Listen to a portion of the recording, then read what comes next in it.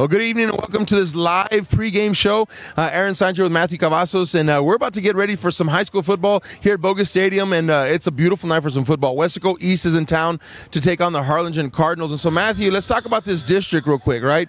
We're talking a little bit before the show and how this district, and I was mentioning that Weslaco East, right, a few weeks ago, if you will, coming into this district, a lot of people were talking about Harlingen being, at the top, San Benito being at the top, and Weslaco East, of course, with Los Fresnos in the mix, being a formidable opponent as well. And so kind of over the last few weeks, what we've seen in the district is the Cardinals on a 5-win streak. They lost the first one, then 5 in a row, and they're coming in strong tonight. Weslaco East, because of a couple of big injuries, running backs, athlete, down, have hit kind of a skid, and so they come in tonight 1-2 in district. And so talk a little bit about Weslaco East, Matthew, what to expect tonight from this team. Talk about Lefevre, the quarterback, and his role is going to be tonight in this game. Yeah, so Weslaco East, like you said, they've had a lot of injuries, but this is the worst part of the schedule to have it. Yeah. 3 games in a row. San Benito was the first game. Los Fresnos, now Harlingen High. This is their toughest part of the schedule, and this is where they need to have their big game and maybe get back into the district hunt. And if they can beat the Cardinals here, they'll have another chance for still first place, maybe second place. And what we're going to see here, last year they came in, they ran more of an option type play style with the quarterback running a lot of run pass that he could make up his choice. He has great legs. He has a great arm. He has the opportunity to do whatever he needs for this team. And I'm expecting to see, last week he went 9 for 29. I'm expecting to see a little more running as they're getting the new running back in and the quarterback. And then also a good amount of passing, maybe play action here and there.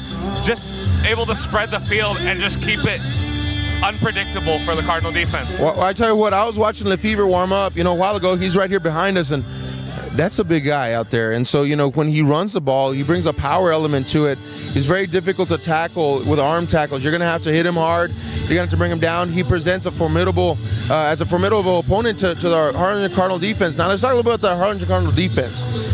Somehow it just seems every single week, Coach Gomez is able to put together a game plan that is able to attack what the other team does best.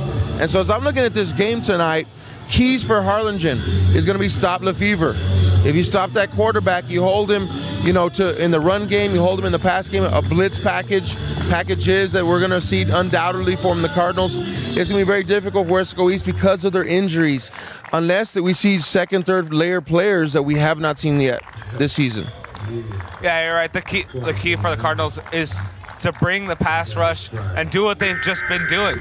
They've done a great job of rushing the quarterback and making them have to release the ball quickly, making quarterbacks have to release the ball, not letting the receivers have time to get open, and that's what the Cardinals do best. They've always had that front defensive 7 that have just been really a pain for every quarterback they faced this season. Right. All right, so we talk about Lefevre, Weslaco East. He's going to be a key player for Weslaco East. It's going to really hinge on him. Their defense, though, defense is solid. It's a strong defense.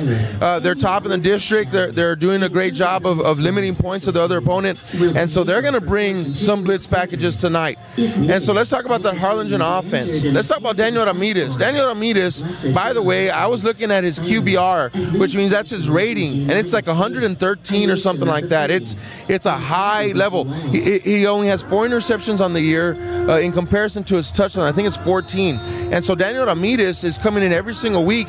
He's being efficient with the football, taking care of the football, and getting it to his receivers on a lot of deep slants. We've seen that recently. And so what's going to be key for Weslaco East against that Harlingen offense? They're going to have to make the Harlingen offense one-dimensional. They can't let the Harlingen offense run over them and then also be able to get out and pass the ball, because that just makes the Harlingen offense more unpredictable for the Weslaco East defense to counter. And so for Weslaco East, that also means stopping the short and intermediate passes. And another key is not letting the Cardinals get good 4 or 5 yard plays on first down. They need to make them have a second and long and pressure them within each drive, each set of downs, and make them feel the pressure of that Weslaco East defense. Talking to some people about the Cardinal offense this year, and it's been a while, a handful of years, I think, since Brandon Gaddisa was here, that the Harlingen Cardinals have had a passing offense. where they're able to stretch the field. They're able to make that long pass downfield to get that Weslaco East defense out of the box and spread out a little bit. They've been very successful with mid-level to deep slants to Joe Reyna. I mean, he has been coming across. We've seen some of these passes, Matthew, and it's hit in stride. It's perfect. It's just quick. And so Daniel Ramirez has been, to me, a turnaround this season. From last season to this season, has been able to put that passing game on the mark. And so we talk about Harlingen's running game every year, year after year. Leo Tienda last year. And, this year they got a couple of horses in the stable. But Ramirez in that passing offense is something that we have not seen here in Bogus in a couple years, and this district hasn't seen as well. Yeah, like you said, Ramirez, he had a chance to work with his receivers in 7-on-7 this past summer. That's really built chemistry, and you can see it here on the field whenever they play. And also, they're having to rely more on that Harlingen Cardinals passing offense, especially after starting running back Abel Castaneda went down with a broken collarbone. He won't be back for the season. So they're going to rely more on Daniel Ramirez. And to do this without arguably their top receiver, Riley Salceda, who also went down with an injury. And Daniel Ramirez has really proved himself over these past 5 games that they have won. I'll tell you what, let's go and talk about the district picture.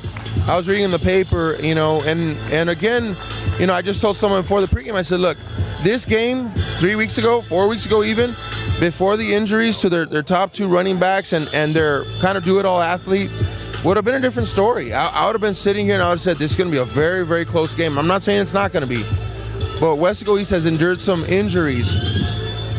First place, second place, all roads right now are leading to the Battle of the Arroyo, Harlingen versus San Benito. If they both remain undefeated, that will be for the district title as well. Third and fourth place is still open, in my opinion. You have Los Fresnos hanging around there, Weslaco East hanging around there, Brownsville Hanna hanging around there.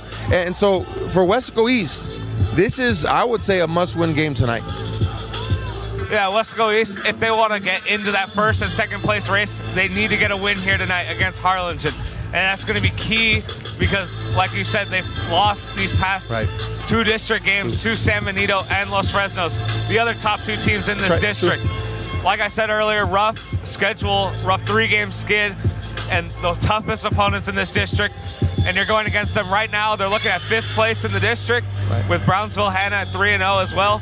So this game's a must-win, not only just for that first and second place spot, but also for maybe even a high seed in the playoffs or a playoff spot in general. Yeah. Third and fourth place, I think, is really what you're looking at if you're Weslaco East right now because of the tiebreakers that would happen. And so you got to be saying, get in. If you win out, you're in. Even if it's that 4th place spot, and now you're playing, you get another opportunity. It's a new season. And so Weslaco East, coming in tonight, even though they have the injuries, even though they've had some major blows to their offense, they have to be targeting tonight and saying, can we catch Harlingen off guard? Can we catch them a little bit sleeping, perhaps? And so I'm interested to see this game. I think it's going to be a great game. We're going to be bringing the live audio broadcast to you from the booth here. I'm going to be on the play-by-play, and Matthew Cavazos is going to be on the color. And we're looking forward to a good one, Matthew. I want to see, what is your prediction for tonight? What are you thinking? For tonight, I think it's going to be a highly defensive battle within the first half.